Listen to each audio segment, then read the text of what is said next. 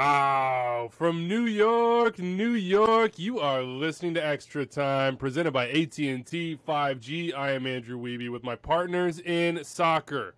Charlie Davies, Chuck D in the building. It's Thursday, and I forgot about Tom Bogert when I put out the pre-show tweet. But Tom, it wasn't personal, man. I just didn't look at the schedule. I'm excited to have you here. Mr. Scoops in the building. Don't take offense, okay? I love New Jersey. I might live in New Jersey one day. No, it's a classic. I thank you for giving me the nobody believes in us argument that all the MLS clubs love to have. So nobody believes in us. It's just adversity. We have, nobody believes in us outside of this locker room. Let's move forward and prove everybody wrong. Exactly. By the way, there's no David Goss today for a very, very important reason.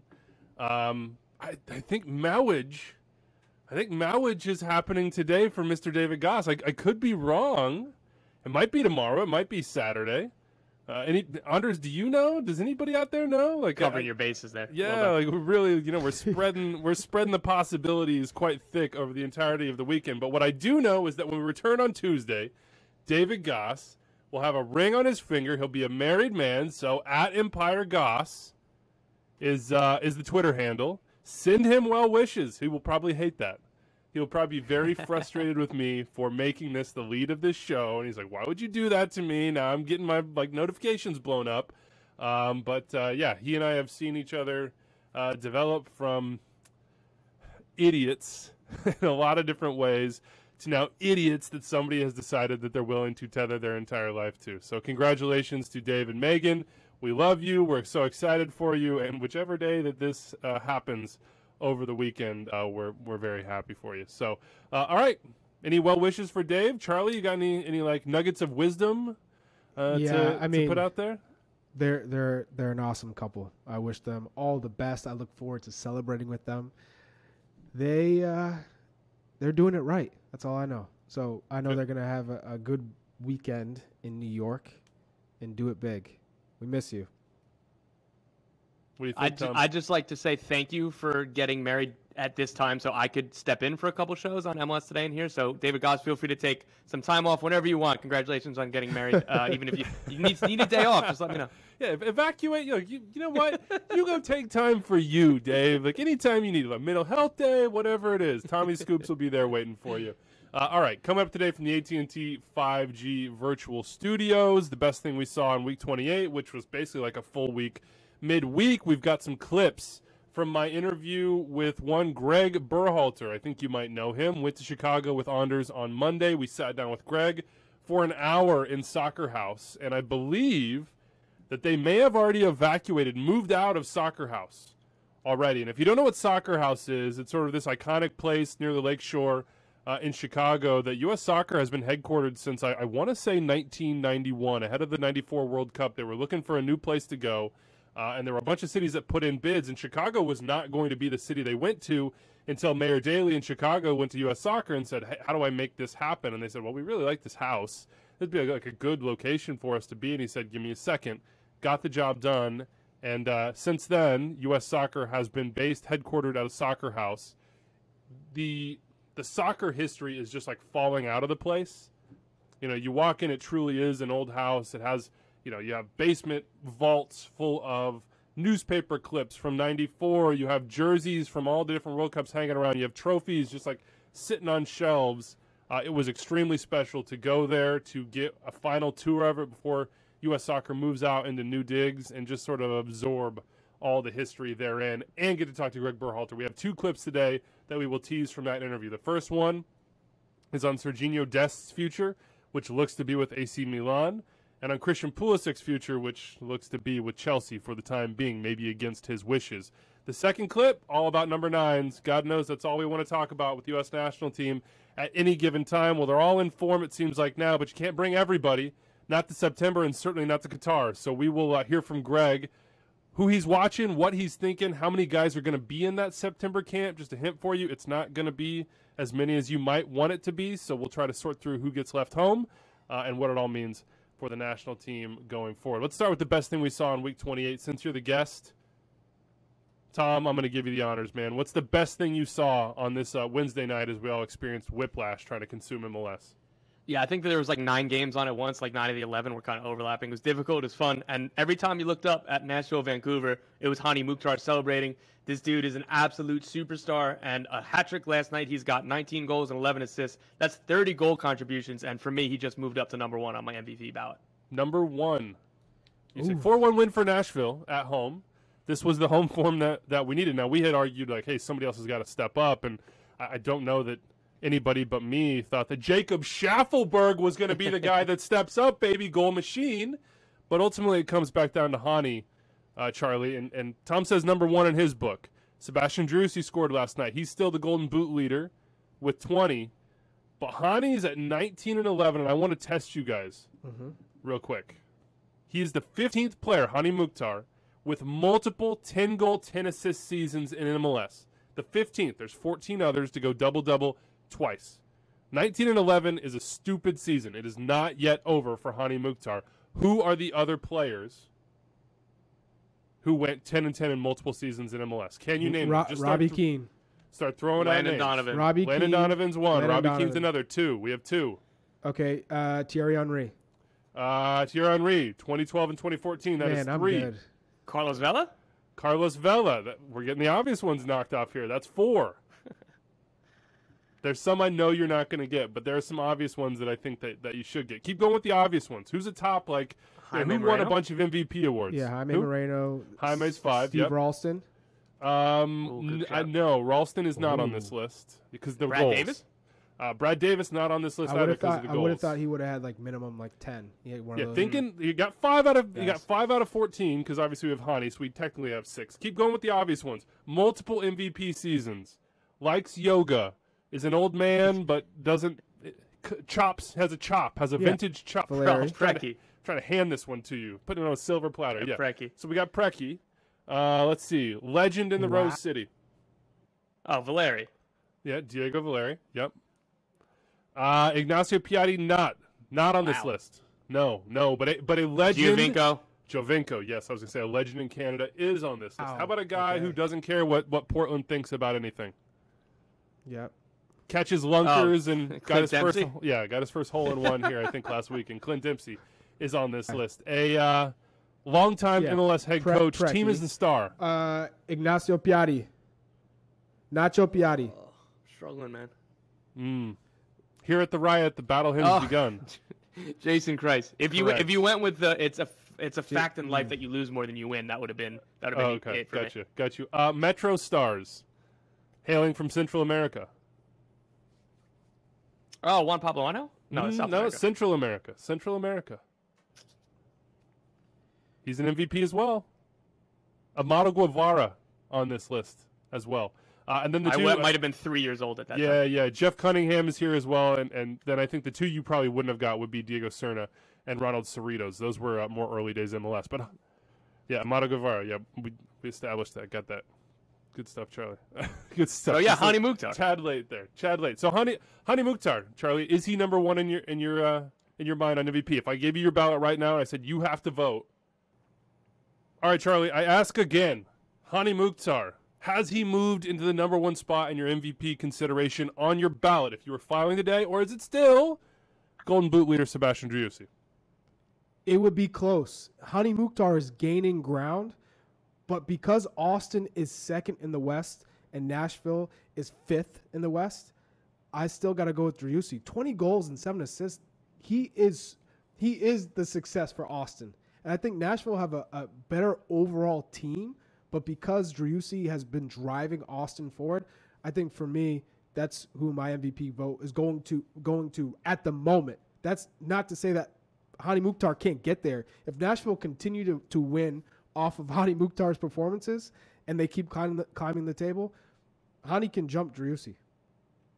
I want to say I just absolutely loved, enjoyed, cherished Dax McCarty coming up to the podium last night. His first line was, I'm sure most of you guys are sitting here wondering, why is Dax in this press conference right now? It doesn't make any sense, and honestly, I'm going to be very brief. And then he wasn't brief at all. Then he did it was like, I don't know if anybody else was a high school debater, but he came out and did like the 1AC, like, I'm going to lay the whole thing out for you. This is why Hany Mukhtar is MVP. And if you haven't seen these quotes, I suggest you go to Ben Wright's Twitter feed, at Ben Wright, does great coverage at Speedway Soccer of Nashville and has this all written out for you.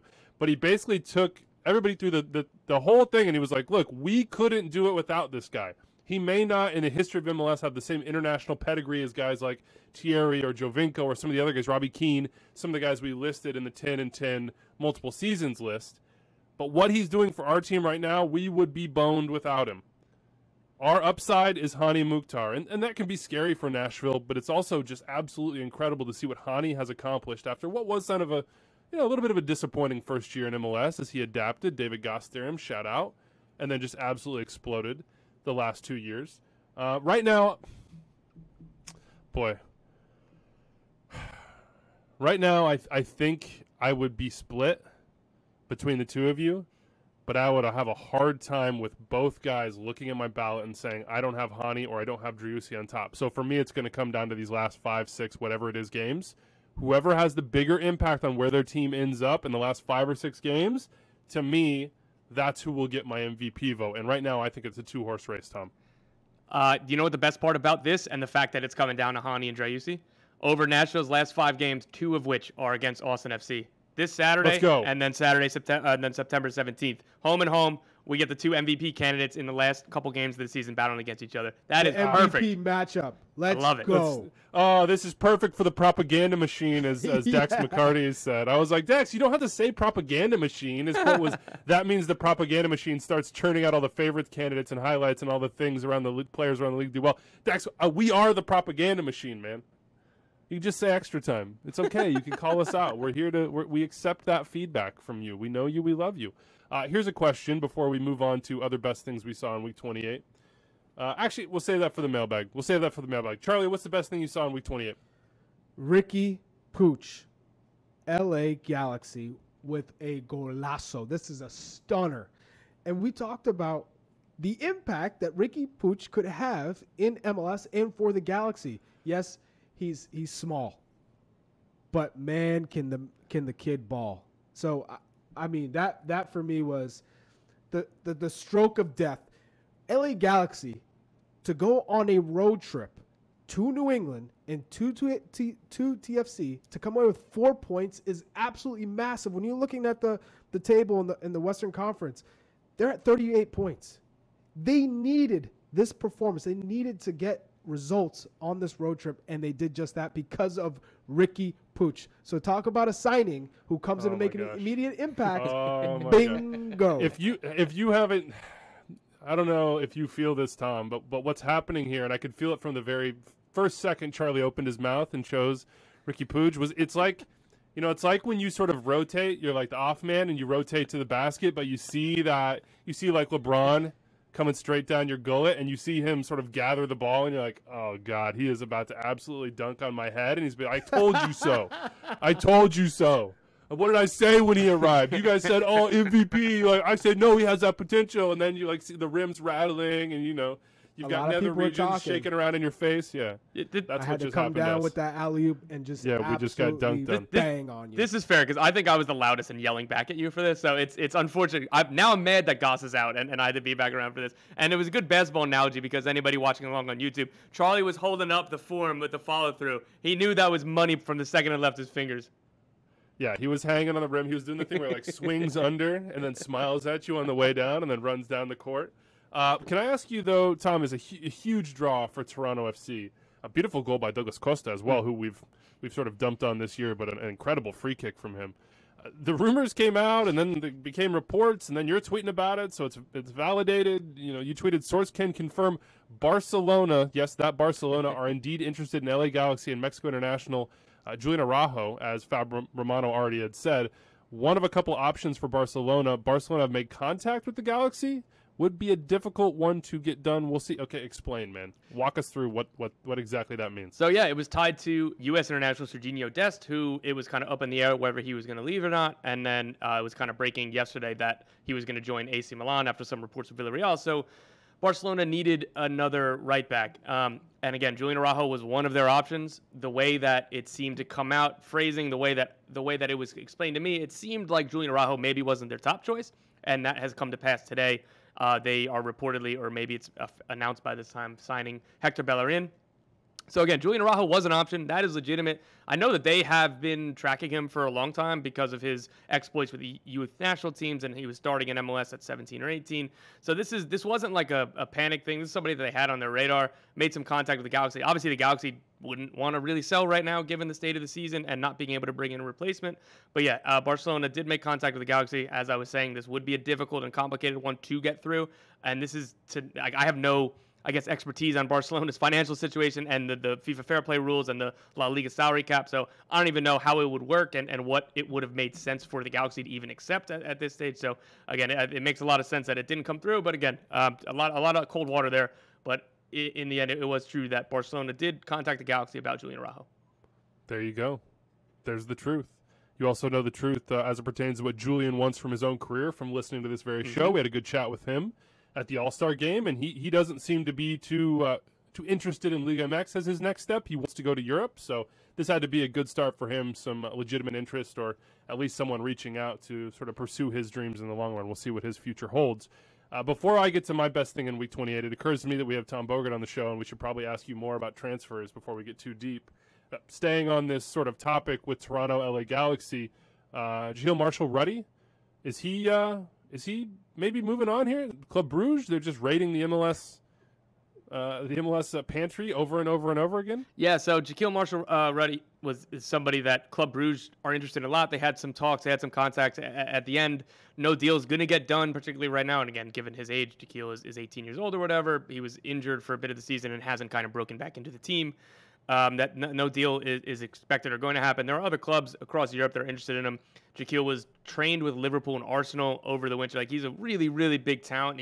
I think we were talking about him a lot in the preseason or coming into the season when it looked like he was going to be the starting right back, as he was for a few games before he got injured. So this kid's a huge talent, one of the biggest coming out of the Canadian national team. Again, he was in the senior team. I forget if he's debuted or not. But yeah, Club Brugge are a team that are interested in him. They already signed Tejan Buchanan. They had a deal for Diego Rossi before that fell through over personal terms. They had bids rejected for Gianluca Busio and Brian Reynolds and Brendan Aronson. So this is a team and a scouting network that clearly, maybe, focusing on MLS might be a little bit overselling it, but it's quite clear that they have somebody watching that they respect the league and the talents coming out of it and see maybe either a market inefficiency or at least strong enough value to continue to come back to MLS. What else didn't get done? Oh, a lot of things. Because it's we're sitting here on September 1st, and things are trickling through still. But what didn't get done? Yeah, I thought that one of the leads for this one would be Ismael Kone, but it's coming out. Fabrizio Romano just reported that Sheffield United have had, are closing in on finalizing the signing of Kone from Montreal. He was earlier this summer. Norwich City had a deal agreed, but they couldn't get the personal terms for Kone. So that's another championship club that's there. But again, for moves that didn't happen, Kai Wagner I had him at the beginning of the summer in the category with like Tati Castellanos and Adam Buxa. Much more likely than not that he's going to be gone. There was a lot of interest. Leeds United, amongst others, in Germany. Jesse Marsch really liked him, but they kind of no offer was ever made to the Philadelphia Union. No official offer from any team, Leeds or anyone else. So that deal's not going to get done. The Union get to keep their best 11 top left back in the league for this push for Shield and Cup. Kai Wagner gets a chance to go for a trophy again, and then they'll reassess in the winter. But it has been a few years, or at least 18 months of, okay, Kai Wagner might go the next window. Okay, Kai Wagner might go in the next window. So I guess when push comes to shove, we'll see if any bids come in and bids that are big enough for the Union to accept. A couple other guys, I'll be a little bit more brief. Christian Casperas Jr., there were numerous offers that the New York Red Bulls turned down. The final one, I was told, was around $3 million plus a sell-on percentage. I don't know what team, but these are European teams. Casperas has been with the Red Bulls for 4 years in the first team now. He's Venezuelan international. He's ready to kind of be moved on. And again, there's no surprise that there's been interest in a player that's been so key for this team. Same thing for Jose Cifuentes, Ecuador international. Brighton were interested. No deal is expected to get done today. But, that's another one that I'd be really shocked if in the winter that nothing happens there. All right. September 1st, that is the deadline. But, hey, free agents for MLS could still keep moving in. We'll talk more about that later on in the show. There's a couple other nuggets to get to. Here's my best thing I saw in Week 28. We go out to Sandy, Utah. Did you guys see this? Did you see didn't see it on the forecast, but there were showers, teddy bear showers. Yeah, it was so cool. At RSL. Awesome. On Kick Childhood Cancer night. for Real Salt Lake with a big 3-0 win against Minnesota United. Kick Childhood Cancer Month is starting, and before I get into all the details there that everybody should know about and how you can support and what this can do, it's some wonderful things. A 3-0 win for RSL, but just the visuals, man. I grew up going to indoor soccer, and, I don't know if you guys have been to indoor soccer games, but I have the hat trick, and then everybody has, maybe it was like early 90s and 80s that it really happened, but everybody has their special hat that they've written on the inside, their name and their address and stuff, and it showers the field, and it was always this formative moment for me as a kid. When a hat trick happened, you start having the horn go off in the arena, and everybody starts chucking their hats, and the whole field is covered, and as a kid, I was like, but how do they get their hats back? And you find out, and this felt a little bit like that. I mean, literally teddy bears raining down on Cordova after he scores this goal. He's celebrating with them, and then you know where those teddy bears go. Those teddy bears go to kids who are fighting cancer, who need any and all comfort they can possibly get. And I think it was one of those special sort of weird but awesome moments in MLS and our soccer culture that it feels like, hey, that can only happen here. Like, you just don't see a teddy bear shower happening in other places around the world around games. And Charlie, I thought that was by far the best thing that I saw in week 28. And I know that strikes you in a really personal way as well. It does. I'm moved. I've always appreciated the RSL supporters. I mean, they always bring it, always. And the fact that they care about their community so much and bigger issues in the world. I remember they supported me when I was in the hospital with all the nines. Just quality people. And, that touches me when I see things like that, because it's bigger than the game. And they care, they think about it. And so that's special. It always touches me deep. And there's nothing more, I think, closer to there's nothing that moves me more than seeing fans come through together to have that type of impact. And by the way, that's the sort of off the field, like, community angle of this. But the competitive angle for RSL is they slapped one of the best teams in the league, one of the teams in the best form in the entire league, in Minnesota United, 3-0 at home, a win that they absolutely needed in the playoff race, which keeps them above the line on 42 points and gives them a little breathing room away from the LA Galaxy as well as the possibility to work their way into a home game, which we know how much that would mean in Sandy, that advantage that they have later in the playoffs. So it's a huge result, too. The Venezuelan connection here between Cordova and Savarino, I thought Cordova, I was doubtful. I'm not going to lie. I thought Cordova was just kind of like an Augsburg throw-in, like, hey, we have the same ownership now. Like, you need a player. Like, cool. But he has settled, and it took a little bit of time. A lot of time. Gotten into form, and he's dangerous. And Savarino coming back was another one that's like, I don't know, man. Like, feels a little retready, but he has immediately impacted them, and, here they Anderson Julio off the bench. Like, you have a super sub, someone who can change the game, who can change the dynamic of the team. I just like how this RSL team is playing with straight heart every game. That is a minimum. And then you throw in the quality, execution. This RSL team has really started to develop that culture around Mastroeni. And I don't think Pablo Mastroeni is getting talked about enough in terms of really galvanizing this group and making sure that they are tough to play against. He's gotten the most out of all the players. I mean, when you talk about Brody as a left back, he's literally been able to lock people down. He's so impactful, getting up and down the touchline. Michael Chang has had an incredible season. Justin Miram getting absolutely Miram. So I can't say enough of what Pablo Mastroeni has done with this group and just how he's been able to reinvent some of these players. Zach McMath. I mean, this was a goalie that if you saw him in goal, you're like, okay, we're going to score 3 today. At minimum, we're going to have at least 2 goals with Zach McMath in the goal. Not only we're just going to bang on him, but he'll probably have a couple of mistakes. Zach McMath, not this year. He is locked in. He's not making those mistakes. He's getting clean sheets. The communication with his back line. I mean, he's taken a bounds and leaps forward as a goalkeeper and has earned respect. He put some respect on his name. So I love to see that when players have struggled for a long time and, there's there's a wrap around them. Like when you see Zach McMath, you're like, yeah, okay, we're gonna get some goals today.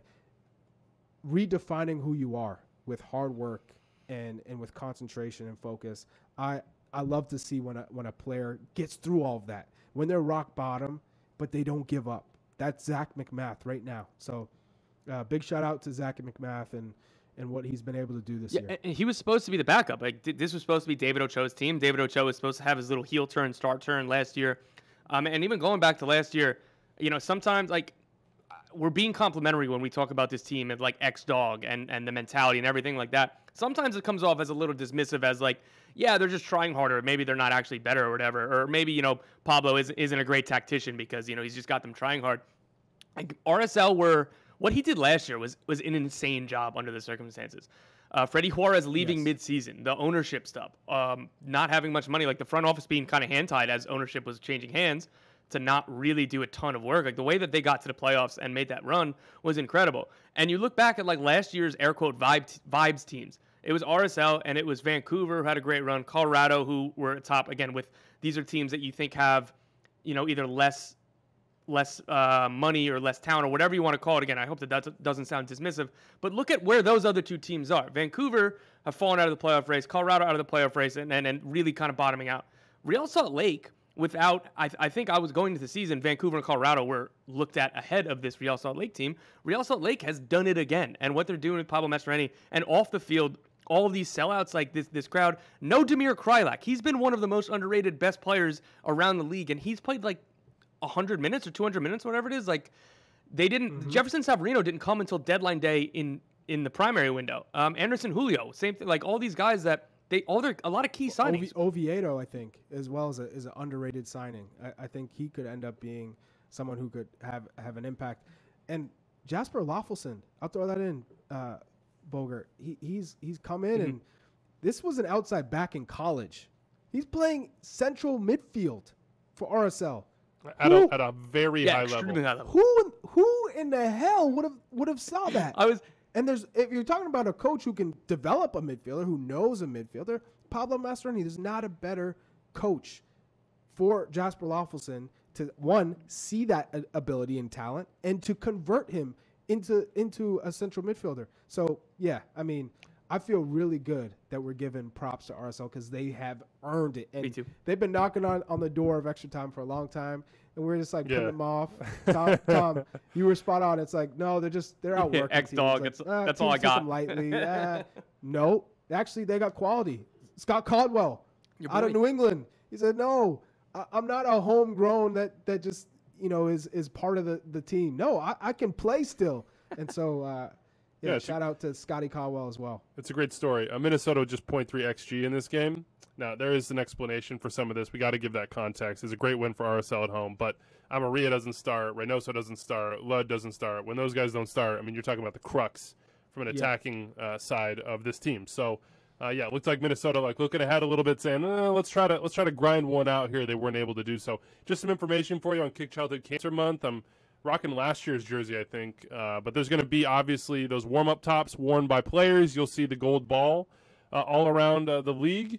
You will see gold corner flags, goal nets, captain's armbands, gold ribbon jersey patches, etc. Pro referees are going to wear wristbands with the Kick Childhood Cancer ribbon. Go to MLSsoccer.com/MLSworks for more. As always, this campaign is benefiting the Children's Oncology Group. It's the world's largest organization devoted exclusively to childhood and adolescent cancer research. Use the hashtag #KickChildhoodCancer. Tag our old friends at Continental Tire. They're the ones who are matching up to $50,000 in donations on this one. Shout out to Continental Tire.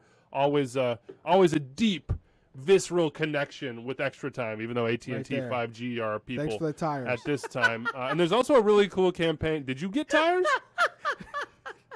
I have Continental Tires. Oh, okay. I didn't get them set. I'm just saying. Shout out to the quality tires. We need to get more sounds on this show. We need producer honors to be able to just drop in that line right there. Charlie saying thanks for the tires. Thanks for the tires. I needed tires. I just had to buy tires. This Christmas, Continental. I'm thanking them now. For the tires. Just ahead of time. Got you. Yeah, ahead of time. A new thing this year as part of the campaign, MLS and Continental are going to partner with MLS clubs. They're going to do Surprise and Delight moments with pediatric cancer patients and healthcare providers. So going to give them unique experiences, act of kindness, go spend time with them, and give some custom pajama bottoms that are going to be distributed all over the country to pediatric cancer patients. So, yeah, it's great stuff. Saying surprise and delight, like surprise knocking your door. Here's 4. I mean, that could be part of it. I don't know. I don't personally know. Yeah, it's like, what, did you need all season tires? We got 4 of them right here. Where do you want us to plop them down? Here's your 20. Okay, let's dig into more of the midweek action here. Orlando City 3, Seattle Sounders 2. You can go to Instant Replay presented by Cheez-It on YouTube or MLSsoccer.com, where we explain to you why exactly that goal that was called offside in stoppage time by Orlando City was reversed and was onside and was the winner. Anders says, no, you can skip this game, but no, we're not going to skip this game. The Sounders, man, this might be it. 15 losses now. That is a record for the Sounders in a regular season, and they have 6 games left. That is a jarring stat. So is this stat. Sounders from Jeremiah Oshan, who is a must-follow. Sounders are now 6-13-3 in 1-goal games. So when the margins get close, the margins don't go the Sounders' way. They've lost 2 games they led by 2 goals, which this game was one of them, something they hadn't done since 2009. Really not their year, says Jeremiah, including some of the VAR decisions. But as I said, this was a correct VAR decision. Is it done, Charlie? Is this it? Now, we all know better than to rule the Seattle Sounders out. However, if I'm looking right now at 33 points, 6 points out, games, 28 games played, so they still have a game in hand on Portland, so they'd be 3 points if they won their next game. Now, they're home against Houston and home against Austin, away at Vancouver. Those are the next 3 games. They need to take, at a minimum, 6 points. 7 points is probably ideal, but I think at a minimum 6.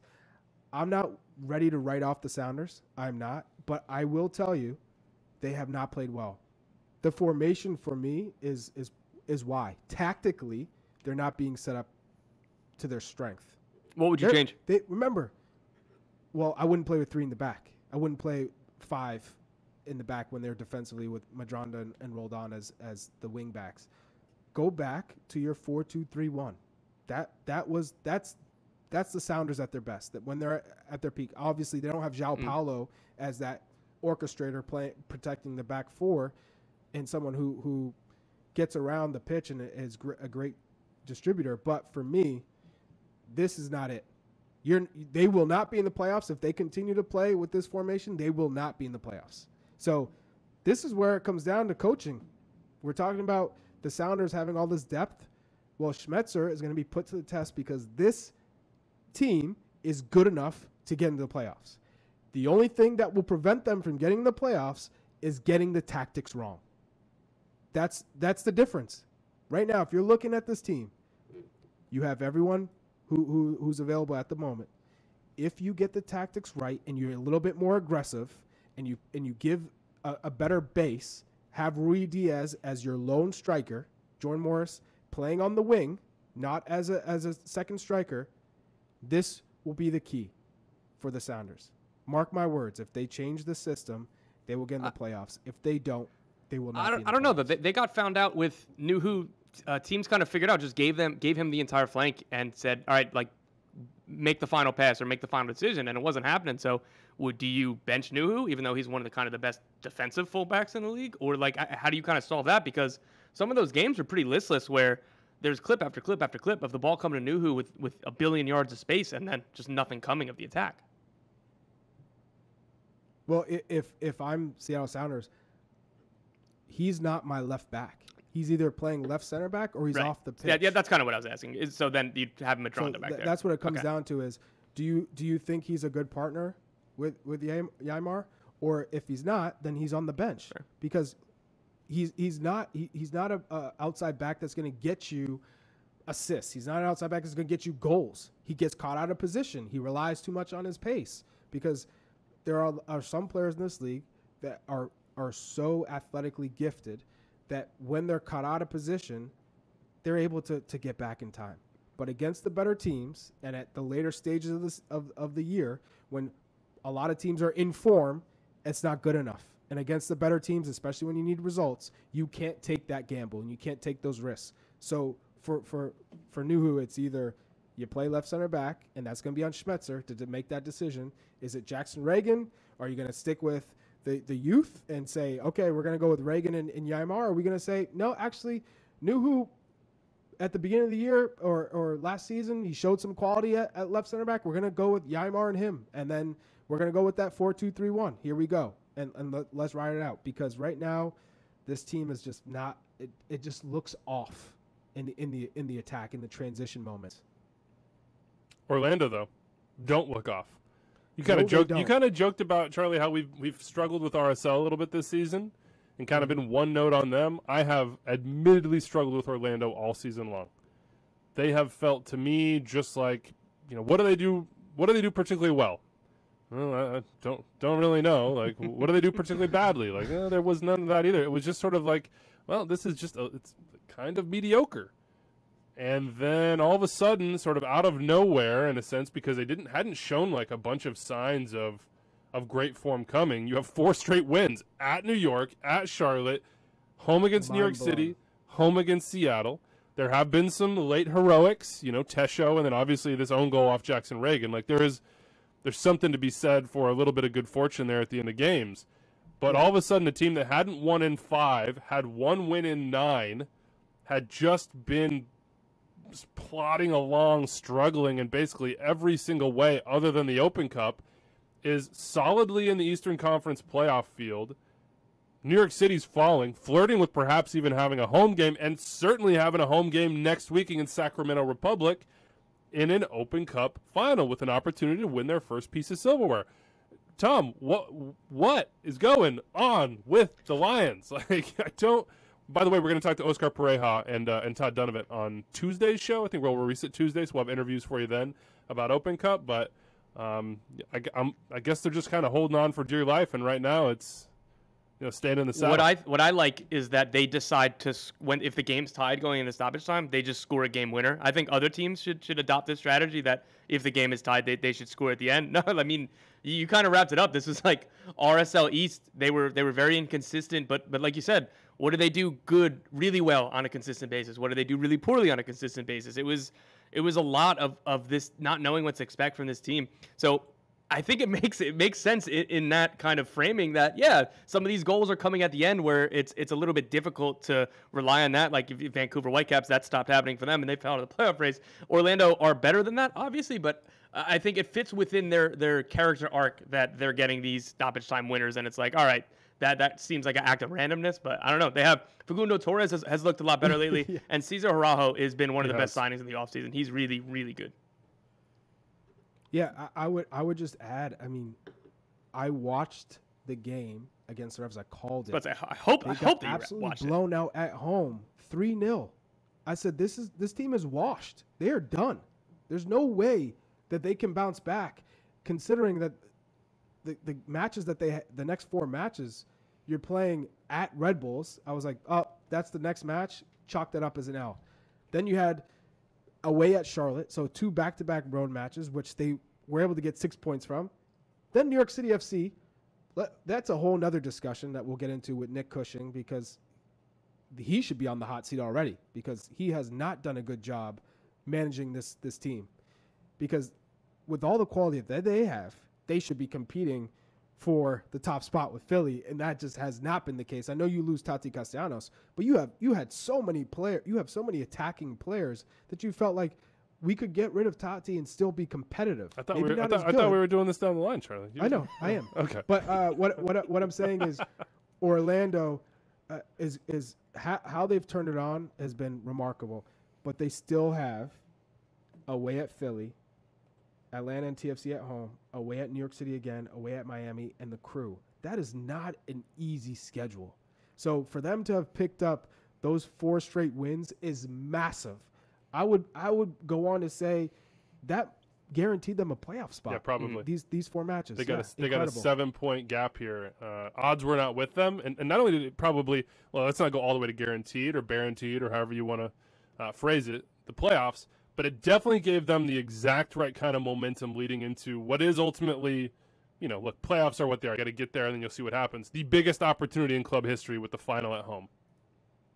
It is a huge opportunity for them to win a cup at home, to qualify for the CONCACAF Champions League, and to keep rolling on. Now, I just want to throw out there a 22 under 22 presented by Body Armor teaser. Apparently, this is what Anders says, and I trust Anders in all things, that Cesar Araujo was number 1 on somebody's list. He has been extremely good. I'm not sure he's been that good, but that's a little nugget for you. I gotta do my votes, so I'll address that. I don't want to be splitting hairs, and just after on the back of me saying that Cesar Araujo was one of the best signings of the offseason, like, you're out of your mind if you're putting him ahead of Jesus Ferreira and Gaga Slonina and Thiago Almada, like all these guys. Again, like he's this. Cujo? I'm the 22 under 22. Like I think I had him at 9th. Again, he's been really awesome, and like I hate that I have to be on the other side of saying like he's not number 1, but like that is quite the take. We'll see. We'll see how that 22 under 22 list shakes out. We were going to do our ideal playoff field, but we'll save that for a different day. How about this though? Let's get out. I know you didn't like that idea. I got it. I understand, Tom. I do this for you. This is a gift for you. Let's get out our shovels though and start digging holes. Get it down to 6 feet. Don't know who we're going to stick in them because there's no lines through anybody just yet. Even though the Union did qualify for the playoffs, who we putting in the ground? Atlanta.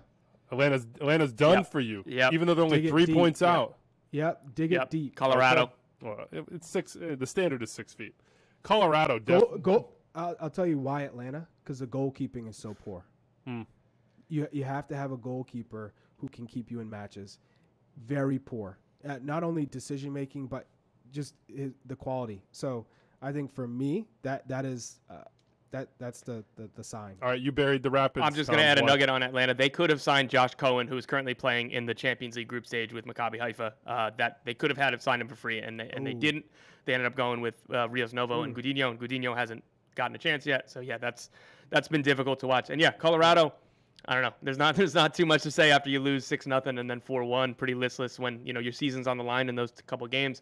They're 7 points below the line now, and again, that's probably not as fun. That's pretty obvious. So I'll give you another one if you want. I would say the Vancouver Whitecaps as well. Wow, and they're only 5 points out. What's your logic? Absolutely on the listless. That game against Nashville. It's it. It was kind of.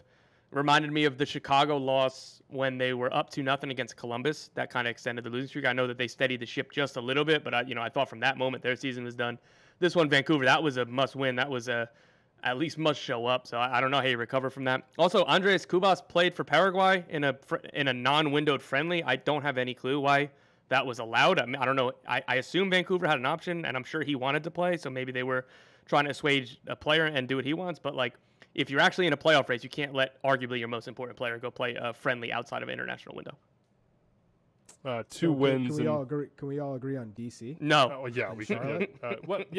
DC and Charlotte. Yeah, I mean they're like they're laying in the hole. They're like testing out the fit. They've already been down there. They're like, yeah, we got the leg room here. We're gonna be nice and comfortable for the off season down here. I completely agree there. Chicago, I would put in that same boat. Those are obvious. As well. Yeah, and then under Colorado, obviously Houston, Kansas City, and San Jose are done. Now the thing for Vancouver, I will say, they have 2 wins and 14 on the road, and their next 2 games are road games against San Jose and Colorado. If they want their season to go down to the wire and be alive on decision day and maybe even above the line, they need to probably get 6 points from those games, and then they have 3 home games on the bounce, and then at Minnesota to end the season. But those are winnable away games, and they're going to have to do it if they want a chance at this. Okay, other big matches here. This is our time to debate. Look, how many minutes are we in? Like 45 minutes in. We haven't even talked LAFC or Philly. So for all those people that say that it's LAFC or nothing, always lose a show. No, it's always the best teams. 45 minutes. Let's see. Here we are right now. LAFC losing 2-1 in Houston. Not a good one for them. 3 straight losses. They weren't happy about a number of things, their own performance included, but also the referees. Again, Charlie and I, we agreed. We didn't think that Elias Sanchez handball didn't love that call. Didn't love that call. But in the end, LAFC had a ton of chances, and they didn't convert. Shout out to Steve Clark, who was out here just, absolutely denying Gareth Bale, who was just taking aim there for a while, and also taking sitters away from Chicho Arango. Yeah, so we have a chance hit us up. Said, are LAFC actually in trouble, or do you think they will turn it around and be fine by the time playoffs hit? Because obviously they're already qualified for the playoffs. So, Charlie, are they in trouble? I don't think they're in trouble, no. But what I do think is that mystique of LAFC being unbeatable and having the best players and it's going to be such a challenge that we have to have the best game of our lives to compete, that's gone. I think they are beatable. And so for teams approaching LAFC, there's that excitement to take down the Giants and that it's very doable if we stick to our game plan. So I think it's going to make it that much more difficult because now there's a real belief that they're not as good as you think they are or as good as they are in paper. Did they overstretch a little bit, Tom, from your perspective?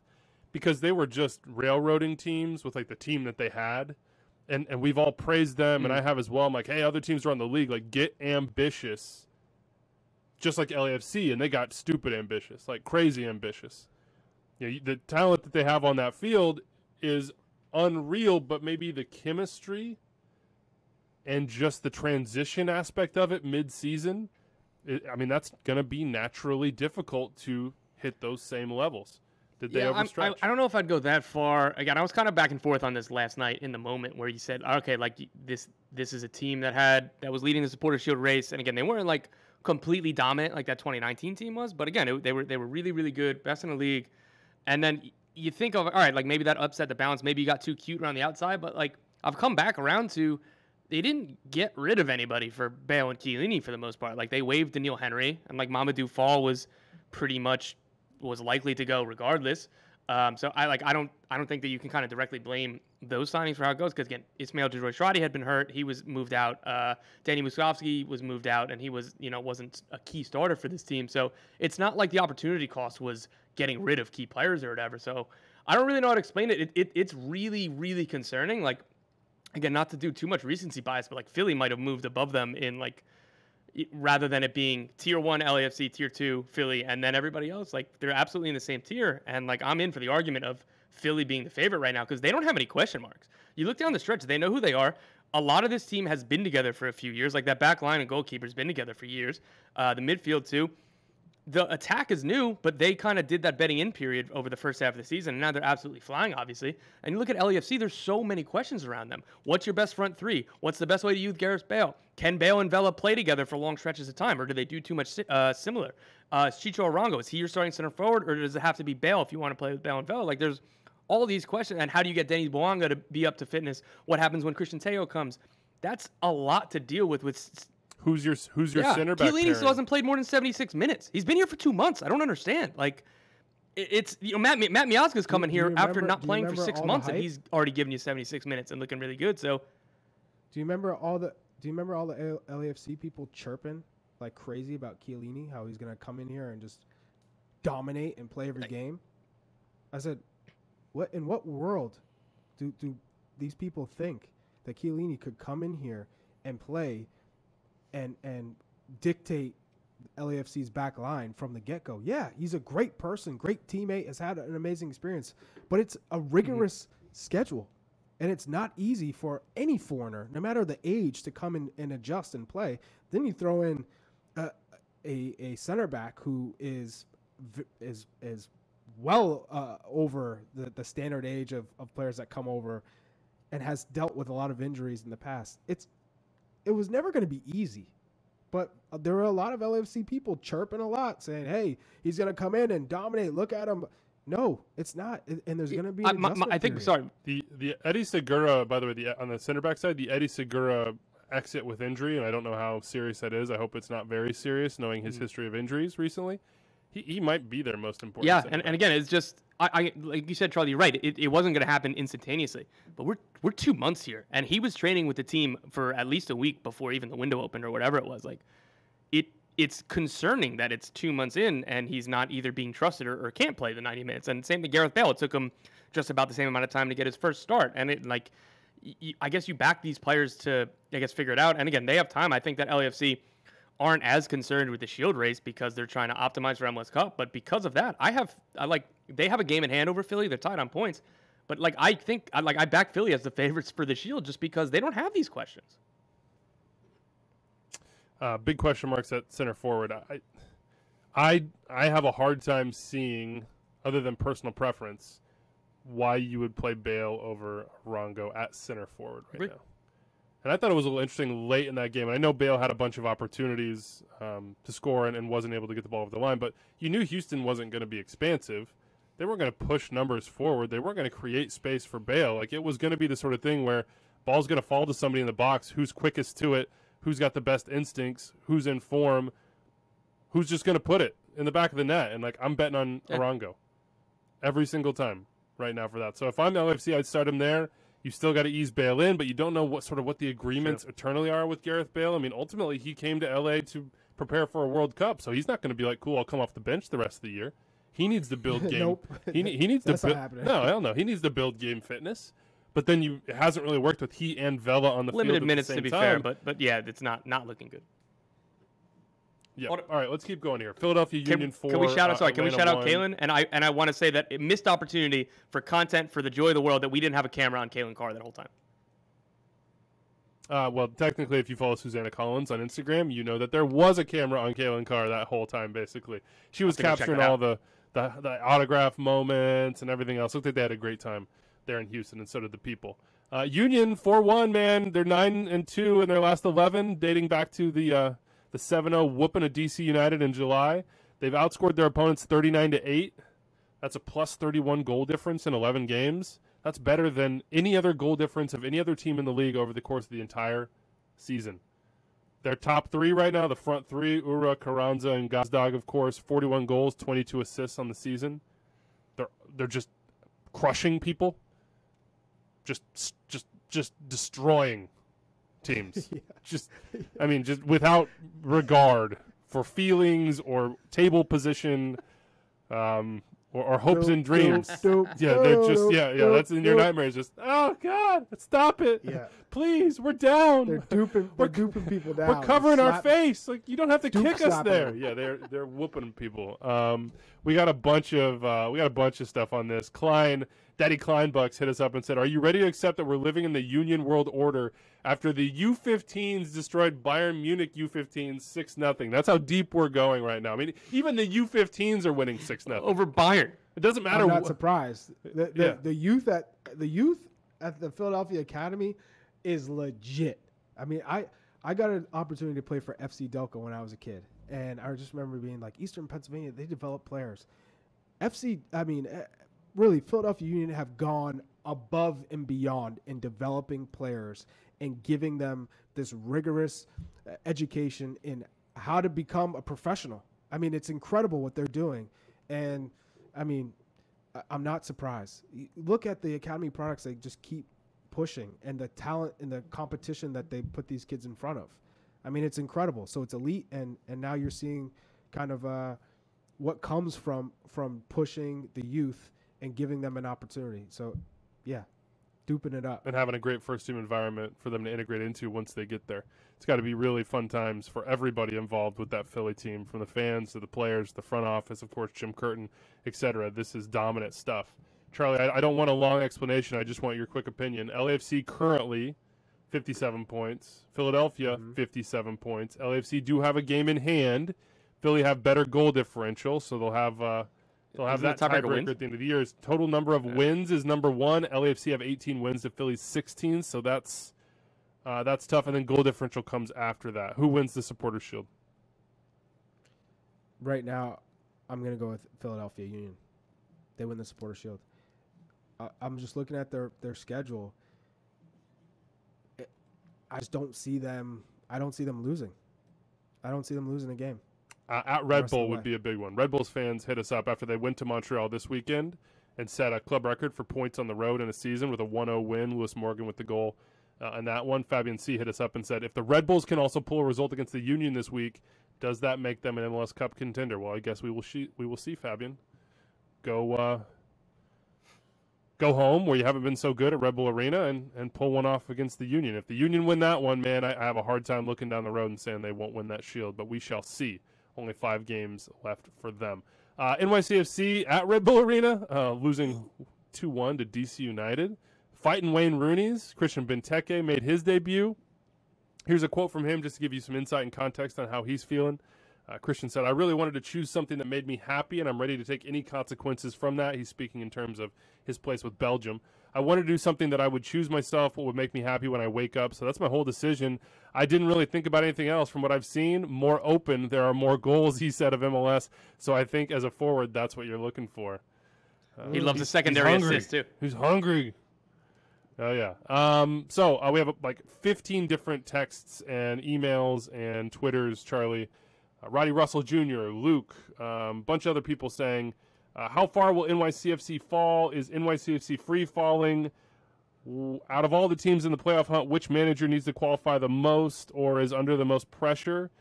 Cough, Nick Cushing. I mean, I don't think they're not going to make the playoffs. It's 10 points ahead right of now. They are still in that. They're going to make the playoffs. In that home, they're going to make it. They're still in the home game designations right now, but Orlando are sort of breathing down their neck. I'll guarantee that. Okay, we have a guarantee. Are they free falling though? And what do you make of Nick Cushing's place with the club? Now he is one in a long line of sort of City Football Group folks that have maybe had a little of a bumpy start and then corrected things. We're not at that part of the arc yet, but what do you think about this free fall? It's concerning. I mean, let's be real. You lose Tati Castellanos, who is such a presence because it's not just his goals, but his movement, his ability to bring other players into the game, into the attacking third, his hold-up play, the way he earns fouls for the team and gives you a breather. He's massive. And he's going over to La Liga and still playing. He doesn't look out of place. He looks like he's you're going to get another move. He looks like Tati eventually. is what he looks like. Yeah. So I would say, yes, it's a big part of this. But at the same time, I don't think this team is playing anywhere near the way they were in terms of possession, in terms of the press.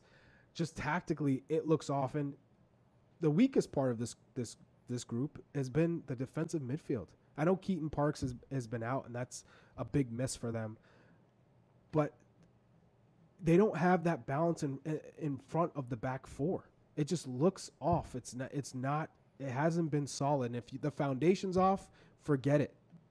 You can have those one-off plays when Tyus Magno or Pereira comes out or Santi Rodriguez, but it's not long-term success. And for me, this is where this group is not going to be set up to succeed if that defensive midfield position is not I'm going to sound like a Doyle parrot just because I know that he's been saying this for months and months, but it is true.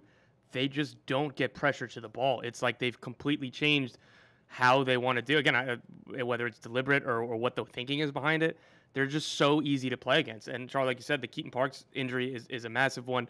Not replacing Tati, like the only external addition was Matias Pellegrini, who was a below-average winger with Estudiantes over the last year, and he hasn't played in MLS since, 2021.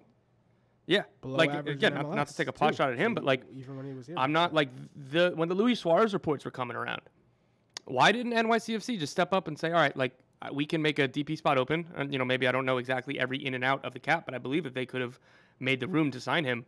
Why didn't they pursue that harder? Like, why didn't they pursue another option harder? Like, I think that it was really short-sighted to let Tati Castellanos leave, and you only have Hebert as the only natural center forward on the roster. So I get if the thinking is maybe Tyus Magno can play there as well, and you get Pereira on the field a little bit easier.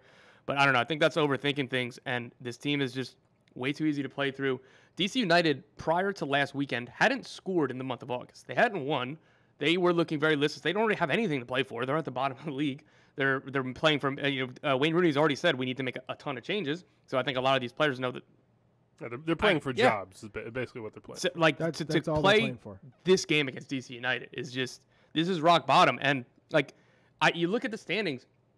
For me, if anybody else above the playoff line, and even a couple teams below the playoff line, Cincy, New England, Toronto, I'd favor them against NYCFC in this current state. And this is a team that should have been in the Shield race when Ronnie Dyla left.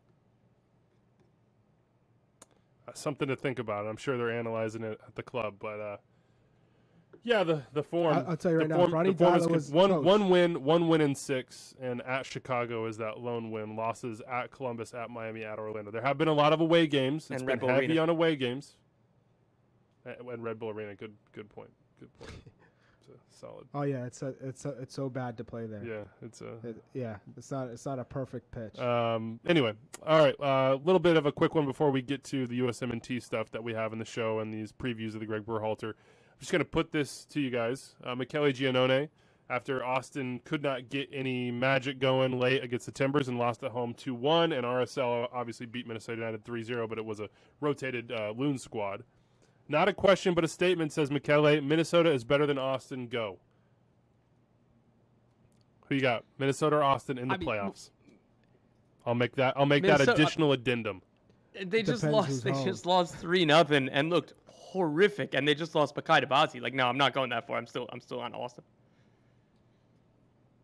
Okay. Yeah, the Dabasi one, we haven't talked about that. That was a huge sort of under the radar, not publicized enough loss for Minnesota United. It's a big question mark for them going forward. Part of me thinks in a playoff game, when things tighten up a little bit, that maybe Minnesota United might have an edge because Austin seems to thrive so much in that, like, hey, game's open. Fair enough. Yes, agreed. So I think Minnesota might have an edge, but to me right now they're sort of in a similar territory, and Austin's got to say, hey, we want a home game. But I mean, if they get a home game, they cannot keep going down. They've got to find a way to address that side of their recent trends. Both great teams, though, in this league. Here's a quick hit result for you. New England 0, Chicago Fire 0. Georgi Petrovic is legit, but not much else is doing for the Revs, Charlie. No. Here's Matt in the Cream City, which we have learned and know now that is Milwaukee. Oh, my goodness, Shaqiri looked atrocious. He's been horrible. That dude gets paid a lot of money, and he had the captain's armband 2 games ago when Shihos was out. Absolutely unacceptable. He claims he came to Chicago to win. This team can't afford him taking plays off. It can't. No, I mean, he came in. They could have afforded him taking the penalty. I think this they was- could I have think afforded this- that. I think this was sent. After I NYCFC. want to say maybe. Yeah, I think it was after NYCFC. Yeah, okay, because I would say in this match, I give Ezra Hendrickson a ton of credit because they're missing a number of players. A lot of players are injured, playing players out of position. To come in with the tactical game plan and say, you know what, we're going to play John Duran, who is up top by himself on an island. One, this kid has so much potential. He's raw. He's still raw. But when he matures in front of goal, he is going to be a problem. He's a player that's destined for Europe if he continues to progress because he has all the tools. Now it's about sharpening those tools, giving him that ability, giving him service, and he will give any back line a problem because he's strong, good hold-up play. He makes good runs, finds himself in good spots. It's just he's a little raw. But in terms of setting this team up, just being a defensive team and trying to capitalize, they frustrated the Revolution. They could not be broken down, and the Revolution, they had opportunities, didn't take it. For me, you got to give them a ton of credit because at the end, Ezra Hendrickson said, "I'm gonna throw in. I'm gonna throw in some players, Shaqiri, to try and win this game." I felt like they could have nicked 3 points on the road against the Revs. So a ton of credit to Ezra Hendrickson and his staff for getting the best out of the Chicago Fire team. That is not great. So let's be real. And for the Revs, probably couldn't be more disappointed with the past 2 matches. Losing at home to the Galaxy and drawing against the Chicago Fire, who were basically hopeless in terms of being threatening, but still were able to threaten you. So with a team that's so predictable and you not being able to convert your chances, I mean, it's almost do or die for this next match against New York City FC at home. All right, let's end with this little news. Looking ahead to the weekend as well, week 29. Daniel Shalhoub signs a 4-year deal with Sporting Kansas City. He re-ups. We had Ali Trost Martin on the Power Rankings show. I want to say maybe it was last week or the week before. I asked her directly, like, what's going to happen with Shalhoub? She said, look, bet on him coming back, and that's the case. A long-term deal to keep him in Kansas City seems to make sense for both sides in this one, but that takes a big free agent off the board going forward. So Kansas City, make sure they hold on to him. Some other questions about them, but yeah, big move for them. Looking ahead to the weekend, Saturday, you have an Univision game is Minnesota-Dallas. Probably they were saving Reynoso and Lud and Amaria for that one. So that's two playoff teams, big six-pointers. They fight for home game positioning. Out in the West, some MLS Live on that day, including Cincy-Charlotte. Cincy trying to bounce back. Nashville-Austin's a good one. New York-Philadelphia that day as well. Columbus trying to solidify their playoff case. On Sunday, Big Fox starts the day. Portland-Atlanta from Providence Park. So that was one to tune into, as is the Galaxy Kansas City on Unimas. And Charlie and I will be there at the end with MLS After Dark. So that should be really fun. All right. It is time. Anders, cue him up. He and I went to Chicago on Monday. It was a great time. As I said, we went to Soccer House, talked to Gregg Berhalter for about an hour. That interview will come on Wednesday, but we have some interview teasers for you right now. And since it is deadline day and all these moves are either happening or not happening, by the way, it looks like the Dest move to AC Milan definitely is happening. Here is Gregg Berhalter on Dest's situation, now seemingly resolved, and Christian Pulisic's at Chelsea. There are sides of the pool right now that aren't as positive. And I think about Sergiño Dest at Barcelona and what that situation is with Xavi, and he would be a guy that you would, if I'm looking at a US 11 right now in the World Cup, I would say, okay, Sergiño Dest is in that 11. Yeah. Christian Pulisic has gone through a lot at Chelsea, and it seems to be in a weird moment. Was he going to stay? Was he going to go? Rumors surrounding him. I start with Dest. Do you have any concern about the situation that Sergiño's in at Barcelona? I mean, we know playing time, being fit, being in form is absolutely. Is crucial. And I've talked to Sergiño, and one thing I'd say about him is he's got a great mentality. He has a fighter's mentality, which you want him to have. And there's that side of it, and the other side of it is you want him to be realistic and say, okay, am I gonna be able to get playing time here? And if he's not, it is important that we have our players in form playing. And so I spoke to him about it, and it's not easy, man. You're at a big club, you live in a great city. There's great talent and training every single day, and it's hard to give up sometimes.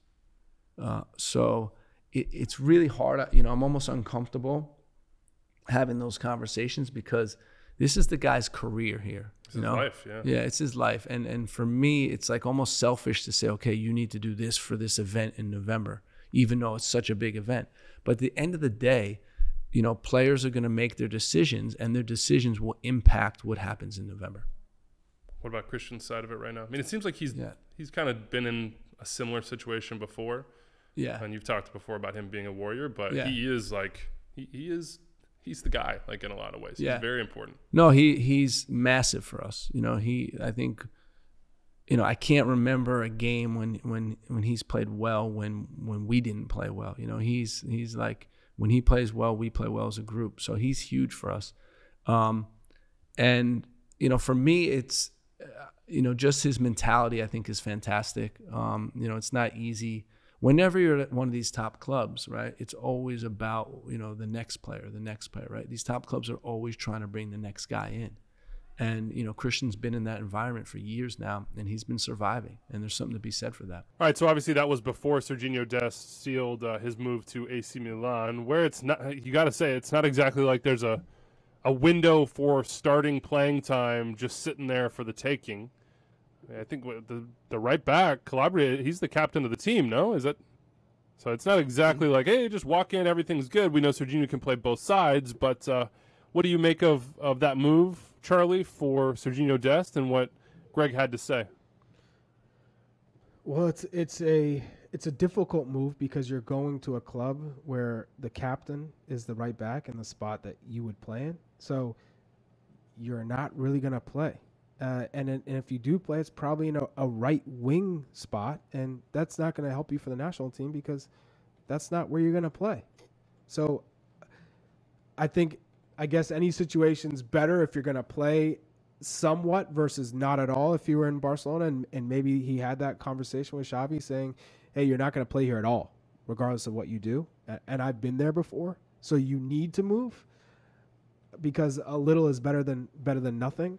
But it's going to be a difficult situation. No matter where you go at that certain level, once you hit the elite level, of clubs, it's difficult to find the right spot without competition, because all coaches want competition. So I guess in this case, you just have to support him and hope that he gets more playing time than expected. Good news here, though. Good news. Good news for Dest, bad news for Alessandro Florenzi, who was signed this offseason, I believe, by Milan to play right back as well. He's got a long-term injury, which seems to be what has sort of what caused this signing on loan for a year with an option to buy for AC Milan. So that is that's the context around it. They have a crazy schedule, obviously. So, Champions League, etc. There are going to be opportunities for Dest to get games. What do you think about that, Tom, as well as Christian Pulisic's situation at Chelsea? Yeah, I think my favorite part of that answer from Berhalter, and it kind of speaks to where the culture of this group, of this organization, of this federation is that he's like, look, I almost feel selfish saying that, for this tournament, it'd be better for you to move, because again, it's Dest's career, it's Pulisic's career. There are a lot of things that go into it, like whether the national team is obviously hugely important to these guys. And again, Charlie, you're much more, your expertise is much more valuable here than mine as somebody who actually did this stuff and had these decisions to make. But I loved Berhalter saying, it's his decision, it's his life. There are so many factors that aren't just the national team. So I feel selfish kind of framing in that direction. So I think that's pretty genuine. I think that's why the dual national recruitment has gone so well, because it's not viewed as recruitment. It's not viewed as what can you do for us. It's like, hey, we want you to make the best decision for you, and if that's aligned with us, that's great. And if not, hey, we're not going to keep you, and just to say that, and then just so Mexico can't have you, just so the Netherlands can have you, just so Spain can't have you, or wherever it is. So I don't know. I think that was the big takeaway for me, Charlie. I guess these number 9s have been writing some things down. They've been. Because we went from a point where the number 9's nobody's in form. Who's in form? Nobody. It's Jesus. And now it feels like everybody's informed. And I know you and your staff on Mondays sit down and meet and go through after watching all these games and share reports. What are you saying about the number 9s right now? And it has to be encouraging, at the very least, as a staff, to look at these performances and say, okay, well, this is a good trend. Yeah, you want your players to be in form, right? And all you can do is hope that they're performing, and then have to make difficult decisions, right? You don't want to make difficult decisions the other way when no one's performing, right? And you're picking the best of the worst. You want to pick the best of the best. And when you see Haji scoring 2 goals, right, and Jordan, his team doing really well. He had an assist again this weekend. He scored 2 goals already. Josh Sargent has scored 3 in 2 games. Jesus is having a great year, and Rico, got on the field and started last game. We'd like to have him score a little bit more, but it's a good problem to have. And then for us, again, it's about the profile, the player attributes that we need in our game model to be successful, and we pick that person that fits that the most. What things are you looking for when you watch a game as it pertains to that game model? I mean, what you said about John Brooks made a lot of sense to me in terms of okay, well, we need him to do this, but we don't have sort of that immediate data to see how he, in this moment of his career, deals with it. What are you looking for in particular, outside of the obvious? We want to see goals. You want to see a striker in form that way. Yeah, so for forwards, it's understanding first of all, if you go on the defensive side, how to build pressure, the understanding about how to make play predictable, and then how to apply pressure on an opponent. And then, sometimes winning the ball, but really making it difficult for the center backs that they're playing against from a defensive standpoint. Offensively, it's those moments of when you have to come down to support build up, right? But also how you're attacking space, how you're getting behind the back line. What's your movement like? How, are you recognizing? I don't know if you saw LA yesterday, LA Galaxy, but watch the game. Yep. A really interesting moment was when, Galaxy wins the ball, is about to win the ball, and you see Chicharito just take off running into space. Mm-hmm. Right, and you're like, he's making it from 10 yards, and he just keeps running, and the ball goes to Ricky, and first time ball, and all of a sudden he's in on goal, right? Yeah. But it's that understanding of the game and what's going to happen in the game, and then how do I exploit space? I think that was a great example from Chicharito of how he did that. So that's what we're looking for in players also. Do they understand, how to attack space? And then in the penalty box, Really important. We know in the World Cup it's going to be really tight in the penalty box. So how are these guys, how are they maneuvering inside the penalty box? How are they creating space for themselves inside an area where there's lack of space is really important. How many guys do you think it will be in September camp that are that sort of true 9? Like, I have 6 guys on a list here that I think could get a look or might feel like they deserve a look. Yeah, so let me name the 6. See if I hope I can get them. If I got it wrong, then I'm going to be ashamed. If I can't get them all, I'm in trouble. Well, so then I'm going to look dumb. We have Jesus, Ricardo, Brandon, Pifak, Sargent, and Wright. That's the 6. Yeah. Do you think are those guys going to be in September camp? Is that all many? 6 of them? Yeah. I don't know. That's not too many. No, we're not bringing 6 strikers. Okay. No chance. All right. We have 180 minutes of game time. Fair. Yeah. Does the training side of that, is it too late for a Brandon Vasquez? Because the other guys you at least have experience with. Yeah. So and with the group and understand sort of intimately or more intimately what you want to do. Yeah. How do you decide who doesn't make that cut? Yeah, that's a great question. That's what we're working through right now. And listen, you know what's going to happen? There's going to be very difficult decisions that are made. There's going to be very disappointing guys. And the only thing I can say is that it's not the end. Yeah. I remember Steve Sampson called me and told me I was going to be an alternate for the 1998 team. And I thought my whole world was ending. And then I end up in 2 more World Cups. It's not the end. And this trip in particular, it's about kind of who's there right now, because you don't have time. There's not a month where you can get a guy fit and play 3 games and get him in form. That's not what it's about. So there's the 2 sides of it. There's going to be very difficult decisions. People are going to be disappointed, and just for them to understand that, it's a decision based on this moment. It's not a decision that dictates who they are forever. All right, so it ain't going to be 6, Charlie. We are not going to see all 6 of those guys, which we are. As he laid out 180 minutes, and if you're playing with a single forward in training, how does that all work? The math just doesn't come together. That does mean some people are going to be disappointed. What did you take from what Gregg had to say about that position and where it stands right now? If I had to say, after that conversation, how many strikers I think he's going to take, I would say he's going to take 4. And 4 is pushing it, but I'd say you're only playing with 1, so 6 is not really ideal. But at 4, you could go 1 starting for 1 match, and you have that substitute. And for the other match, you go with 1, and you have that substitute. So you're giving an opportunity for 4 strikers. In my opinion, 4 halves, 1 striker per half, if that's the case. I'm going to go with Jesus Ferreira. And you have to think about the relationship and the understanding, because he made it pretty, I think, apparent to me that matters in this situation. So the 4 that if I had to go off the top of my head, who he's going to be giving a shot to, it's going to be Jesus Ferreira, Josh Sargent, Ricardo Pepi, and Jordi Pifak. I think those are the 4 strikers at the moment that he's going to go with. He just saw Haji Wright, and he hasn't seen Brandon Vasquez. I called him in, but I don't think he's ready to do that because it's so fresh. You're coming back from sort of. You've had this. I mean, we've talked about it a ton. You've had this take that you think that we will see him in September. This conversation with Gregg, this quote, this soundbite, convinced you that that's not going to be the case. Yes, and that he's saying, "Hey, this isn't the end," and he said that repeatedly, and that's a message to Brandon.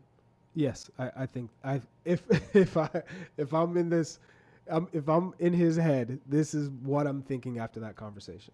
Tell me I'm wrong. I'm not telling you you're wrong. I think I think 4 feels like the maximum to me, and I think what he said about Haji after the last camp. I mean, despite the fact that he's scoring goals, I mean, I think it's Pifak to me, it's Jesus, and it's Pepi. I think Sargent should be there because I think he has sort of the best mix of all the skills wrapped into one. He just hasn't been able to show it at club level. But get those 4 guys in, and then it's a competition both in camp as well as in the rest of the season. You'll have a week, basically. Everybody will get the Qatar for a week, and then you're running. There's no pre-camp, so this is it. Tom, any big takeaways here before we wrap the show? I'm not going to tell either of you that you're wrong. I'm going to say that I hope that you're wrong. I really hope Brandon Vazquez is there. Me too, man. Me too. Ricardo Pepi hasn't scored a goal since October. He just went to a lower table team in the Netherlands, which is good for him to play, and I'm behind that move. But, like, I'm just not sure how you don't bring in Vazquez and give him a chance. Like, if the point of bringing Pepi in, despite form or whatever it is that you know what he offers, you know what he is, then why do you need to bring him in if you know that already? You haven't worked with Brandon Vazquez. Give him 45 minutes, give him those days of training, and see what he looks like in this environment. See what he looks like with all these national team players. Cincinnati is a very good team. It's a different system. Lucho Acosta's great. See what he looks like with Christian Pulisic, Gio Reyna, Weston McKennie, Yunus Musa in training. Like, I really, really hope that he's in there, and I think it'd be really short-sighted if he's not. Let me throw a scenario at you. Pepi, and we haven't talked about this, and we should have. Pepi was all that we talked about last summer, if you remember, and then also into the fall. Oh, I remember. Yeah, Pepi made his loan move to Groningen. So he's going to be at Groningen. It seems like a good level for him. Gregg has talked repeatedly about players finding the right level, not over-jumping steps on the ladder. So what if it was Jesus, Brandon, Jordan, and Sargent, and Pepi's given an opportunity, though the camp is in Europe, so it's not like a big travel for him, to settle in more with his new club? That's how you spin it. And that's how you spin it to Pepi as well. It's like, hey, man, I'm not leaving you behind because you're sixth choice. We want you to get settled into your club so you can hit the ground running and have a chance. Like that's how you kind of manage that one. Again, I really hope that Vazquez is there. I do think Pepi's going to the World Cup though, so this move cemented it for me because I think Groningen is a fantastic club for him. I had teammates go to play at Groningen. I remember Marcus Berg, who was a Swedish international, went there and did really well. The Dutch league caters to strikers, and he's going to play. That's why you make that move. One, it's a team that is just on the outside of a top caliber elite club in the Eredivisie, but it's still a competitive club, a club that's better than the bottom half. So he's going to get opportunities. He's going to get time against top clubs. I think it couldn't be a better move for Ricardo Pepi. And now it's just like making sure you hit the ground running and being smooth and making the most of your opportunity. But I think with this move, it guarantees him a spot in the World Cup. Oh, man, we will find out. And there's also about 55 more minutes of content and answers and interviews and questions for Gregg coming out next Wednesday right here on the Extra Time feed as well as YouTube. You can also go watch on the MLS YouTube page our Club and Country shows. We're going to keep doing those watch-alongs for the U.S. and Canada during that September window for those friendlies, and then all the way through the World Cup as well. So stay tuned for that. Big thanks to Charlie on this day, as well as you, Mr. Tom Bogert, and congratulations once again to David and Megan, who are in our hearts and somehow made it into a significant part of this podcast as well, despite their absence. All right, we're out of here. Enjoy the weekend, everybody. We will see you on Tuesday. I said Tuesday with the U.S. Open Cup preview and a review of the weekend. Adios.